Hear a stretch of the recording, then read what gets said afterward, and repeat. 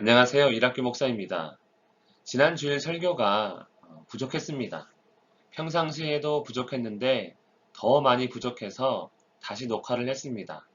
앞으로는 이런 일이 없었으면 좋겠습니다. 다시 하게 돼서 죄송합니다. 결국 자기의 십자가를 지고 십자가의 길을 가신 예수님이십니다.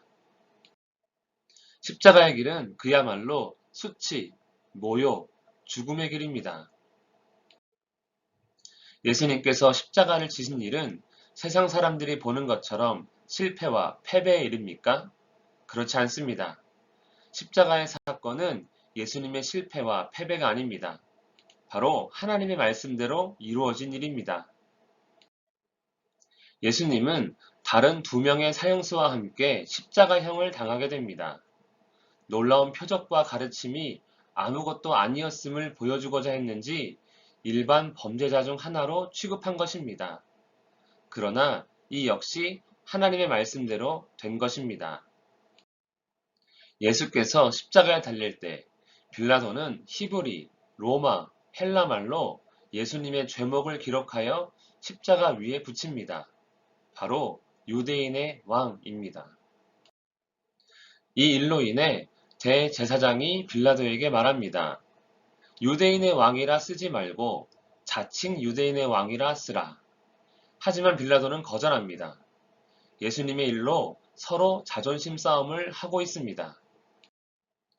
자존심 싸움의 결과는 누군가의 승리가 아니라 하나님 말씀의 성취입니다. 즉 사람들은 자신들이 원하는 대로 하는 것 같지만 정말로 이루어지고 있는 것은 하나님의 말씀인 것입니다. 로마의 군인들이 예수님을 십자가에 못 박은 후 예수님의 옷을 취해 나눠 갔습니다. 그 가운데 예수님의 속옷은 제비 뽑아 그들 중 한 사람이 갖고자 합니다. 정말 아무것도 아닌 것 같지만 하나님의 말씀이 계속해서 이루어지고 있습니다. 불의를 당하며 고통과 괴로운 상황에서도 하나님의 말씀대로 십자가의 길을 가시는 예수님이십니다. 그리고 이것은 믿는 자들이 걸어야 할 길이기도 합니다. 불의를 당하고 고통과 괴로운 상황에서도 하나님의 말씀대로 살아야 하기 때문입니다. 자신이 곧 죽을 것임을 알고 있는 예수님은 마지막까지 하나님의 말씀을 이루시고자 하십니다. 내가 목마르다. 그러자 사람들이 신 포도주를 예수님의 입에 댑니다. 예수님은 하나님의 말씀을 성취하시기 위해 이 땅에 오셔서 끝까지 말씀대로 행하심으로 성경을 이루십니다. 그렇게 하나님께서 하라고 하신 일을 다 이루셨습니다.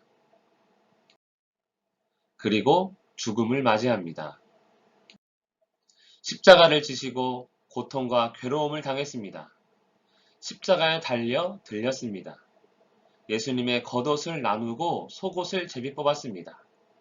내가 목마르다 하신 후 신 포도주를 입에 대었습니다.